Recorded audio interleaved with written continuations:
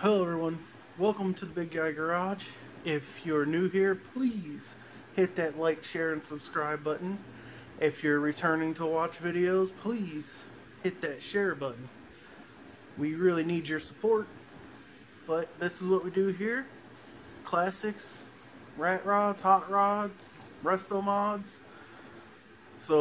And also you can jump onto the shop and pick up the clothes, the shirts that help support the channel. But thank you for watching. Please like, share, and subscribe. And here's your video. Alright, so yesterday we got quite a bit done. I've been working on the radiator, getting it in, which I did. Radiator's in, got all the wiring ran, got the computer mounted, all that good goo. AC is actually in process of being hooked up. From that point, that's what I forgot today. Crap! Forgot to get the battery lugs. Yeah, need the power and ground to extend them back to where the battery is gonna go. I forgot them. I hate when I do stuff like that. I still gotta hook up the heater core hoses and click in the actual power wire.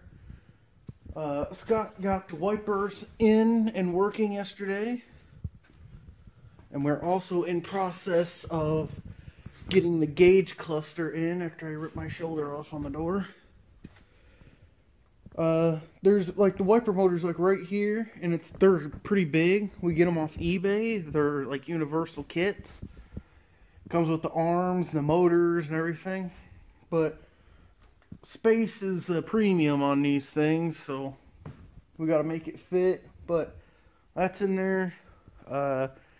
I believe when we left yesterday, he was making the cover for it, the plexiglass cover, which replaces the original cover that goes on them, because these are bowed out and they stick out like that far, and you got to get rid of that stuff. So I'm going to start working on the wiring. We take the black hard plastic sheeting off of it to make it more pliable, to go under the dash. It's kind of tight up under there to fit all that stuff. And we also have to make a drop down panel for the AC switches to go down under the dash. I had to put on all the clips again for the AC. I just saw that, something I could have remembered. We'll also have to make a spot somewhere for the light switch. Gonna put the brake switch back on. We have to cut a spot in. Do I cut a spot, or is this? No, these are behind the actual dash, so we just mount it to where it's hanging above the inlet and plug it in, so it just sucks the hot air that these create to go down through it. Other than that, though, we're moving pretty fast.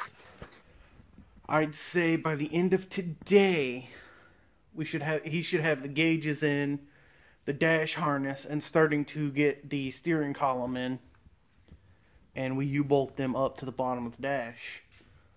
And once he has that done, I will probably have everything up front done on that wiring. And once I get that stuff done, the radiator hoses hooked up, and the trans lines hooked up, which I'll get done here in like 2 minutes. I can set it back on the ground, and then I can start working on the bed, putting the bed on. It's hanging over here.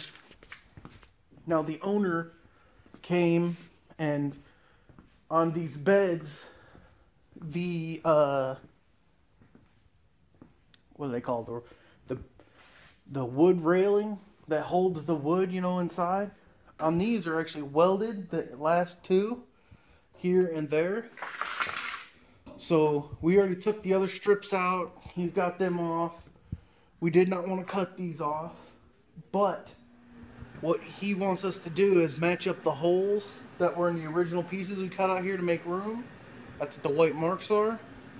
And we're going to line up them holes when we set the bed on, so he can bolt straight through them to his new 3/4 decking boards he's going to put down in here. So we're only running three spaces because it's a short bed. It's not too heavy. And then after we get the bed on, put the step rails on, make sure it runs still. You never know, something could randomly happen. And then it's gone. And we don't know what our next project is yet.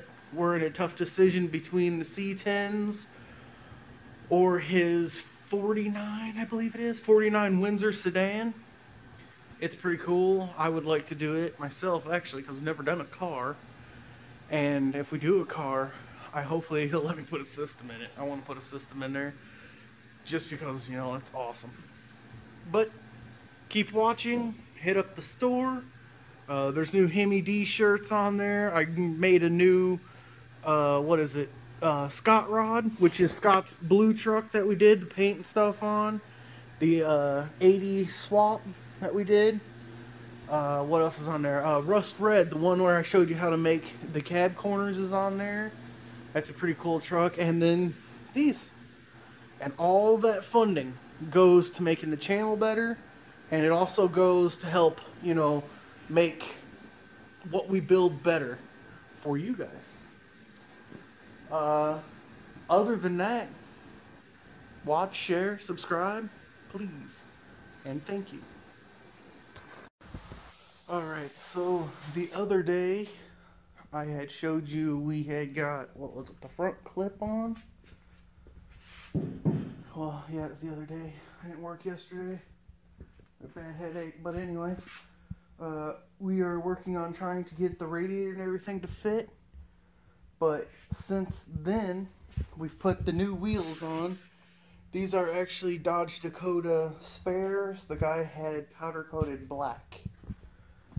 But they are nice. They are small. I mean, very small. But also, we got the bed up near, getting it off the cart for one specific reason, that we actually already have cut the frame and welded it. This thing is tiny.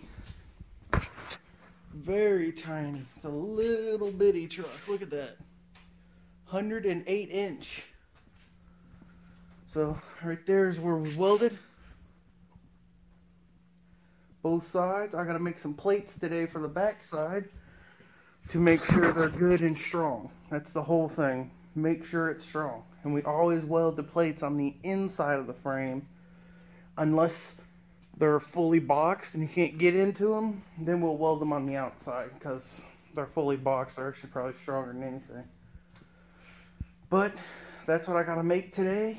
And after I get that made, I'm gonna pull out all the jack stands that are holding, well, it just held it in place. I think most of them are actually down already. These two are off, and the other two up here are off. I have to pull the drive shaft. We cut and weld our drive shafts in-house, and what I mean by that is we actually just cut like this. We took 4 inches out of the frame, so we'll take 4 inches out of the drive shaft, and it'll fit perfect. We've never had any of them wobble, wiggle, hop, nothing. They work perfectly when we do them in-house. Maybe I'll show you how we do that, so that way other people can cut theirs in-house. I mean, I wouldn't put like 1,000 horsepower through it. But for something like these simple swaps where you're not going high horsepower or nothing, you just want a modern drivetrain under classic, you can cut it. It won't affect it at all. I mean, you might have yours hot, but we haven't had one like that yet. And I've actually did one myself, so it didn't hop. And once that's all done, put the bed on. I got the angle iron today, and I will start making the cross braces for the bed that run across here and weld into the bed. So that way the bed will be on, done, start working on the filler neck, cut the exhaust and weld it together, and then start doing the rest of the stuff. It's coming along pretty quick. With me and him in here, if we actually get on the ball, we'll probably have this done by next week, hopefully. That'd be real nice. But keep watching, like, share, and subscribe. I'm going to knock this out today, and hopefully we'll get down the road onto the next one, which are going to be Chevys.